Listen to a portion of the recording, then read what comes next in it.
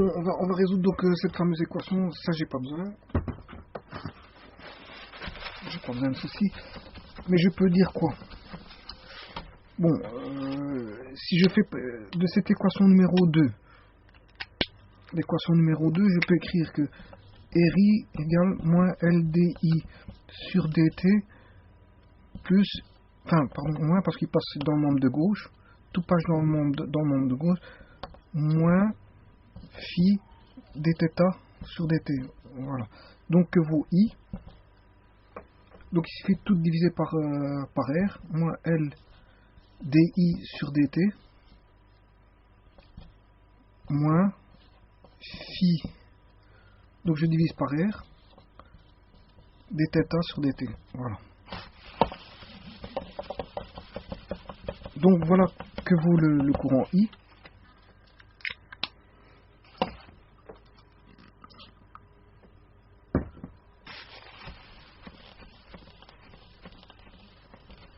Et je vais remplacer le I. Hein. Donc ça, c'est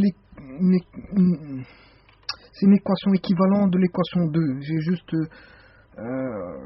exprimé le I en fonction du reste, c'est tout. Mais c'est l'équation 2 exprimée autrement. Mais donc c'est deux équations équivalentes. Bon, je vais remplacer le I là-dedans. Si je remplace le I là-dedans, on voit qu'on a phi fois I. Donc, faire phi fois I, c'est faire moins phi carré. Voilà. Et si je remets tout ce membre de gauche à droite, ça va donner m d carré sur dt carré plus f dθ sur dt plus cθ. Le moins ici, il devient plus phi L sur R di sur dt plus phi carré dθ sur dt égale 0. Bon, c'est un petit peu serré, hein. Bon, on voit normalement. Voilà, normalement on voit. Voilà l'équation. Alors, qu'est-ce que je peux encore faire? Donc j'ai rassemblé l'équation 1 et 2 en une seule. Qu'est-ce que je peux encore faire? Ben, rassembler les termes, je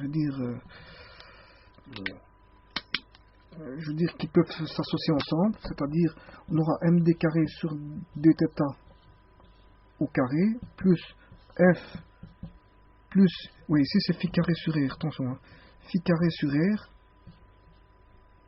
dθ sur dt, plus cθ, plus l phi sur r, di sur dt égale 0.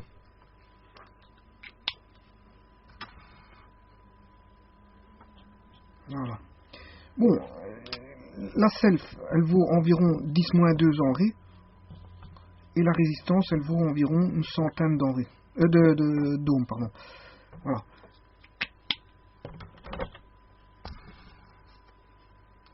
Ce qui veut dire, si lui vaut 10-2 et lui 10-2, en fait, on a une expression ici en 10-4. Donc c'est complètement négligeable ce terme-ci. Ce qui veut dire qu'il va rester quoi? Il va rester ceci. Donc ça, je néglige.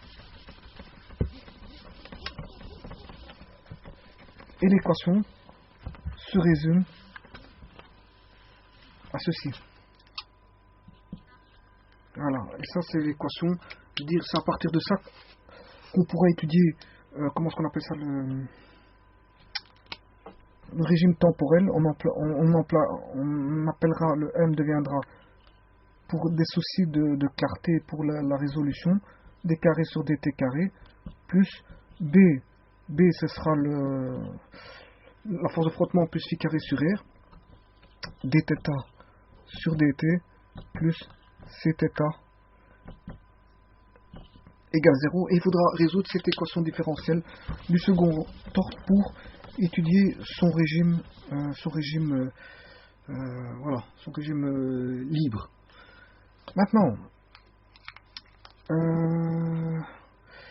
rappelons-nous de l'équation nd carré sur dt carré plus f dθ sur dt plus cθ égale au couple moteur phi i. Voilà. Si maintenant je dis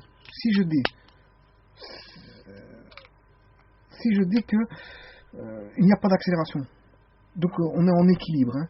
Donc j'ai pas de moment d'inertie fois la vitesse angulaire, on n'a pas d'accélération, on n'a pas de force de frottement, donc on est à l'équilibre et on retrouve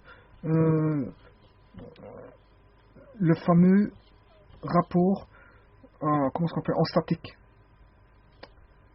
phi sur θ i, enfin c'est plutôt le θ vaut phi sur c.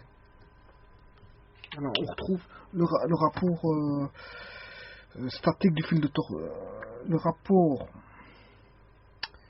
l'équation mettant en rapport le courant et la déviation du galvanomètre à fil de torsion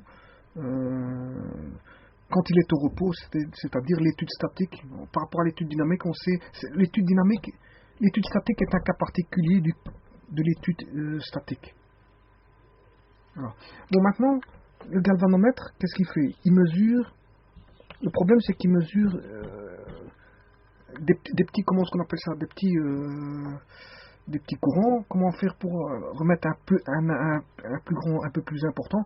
On met dans l'entrefer ce qu'on appelle des shunts magnétiques, de telle manière à diminuer le flux important, le flux magnétique, on le diminue par un shunt parallèle, enfin un shunt qu'on sait modifier la position dans l'entrefer, et donc on sait, mesurer des courants un peu plus importants. Maintenant, si le courant est tellement grand, à ce moment-là, on n'utilise plus des shunts magnétiques, mais un shunt, là on aura le galvanomètre, et on mettra un shunt électrique cette fois-ci. Donc on aura le petit courant qui pourra...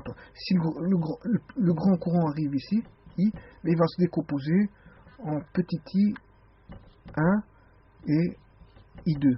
Et I2 est fatalement plus grand que I1. Voilà. Donc il va dériver via une résistance shunt. Il va dériver la plupart du courant ici. Le petit courant pourra traverser le galvanomètre, et grâce à ça on pourra faire une lecture de plus grands courants que ceux en comparaison avec ceux qui sont plus grands, mais avec une utilisation de shunt magnétique. Voilà. Donc il reste à résoudre, l'équation différentielle, et l'étude du galvanomètre sera terminée. Mais attention, on étudiera le galvanomètre, l'équation différentielle enfin la réponse temporelle, la réponse transitoire et à long terme. Le transitoire verra la réponse transitoire du galvanomètre à cadre mobile, à fil de torsion et à comment on appelle ça, à ressort spiralé, les deux cas de figure. Mais les deux cas de figure normalement vont donner, plus ou moins les mêmes réponses. Voilà. Donc maintenant on a les équations aussi bien de l'un que de l'autre, et à partir de ça il suffit de les résoudre. Mais à ce moment-là c'est plus un aspect mathématique, parce qu'en fait il faut connaître comment on appelle ça, la résolution des équations différentielles du second ordre. Voilà, je vous remercie beaucoup.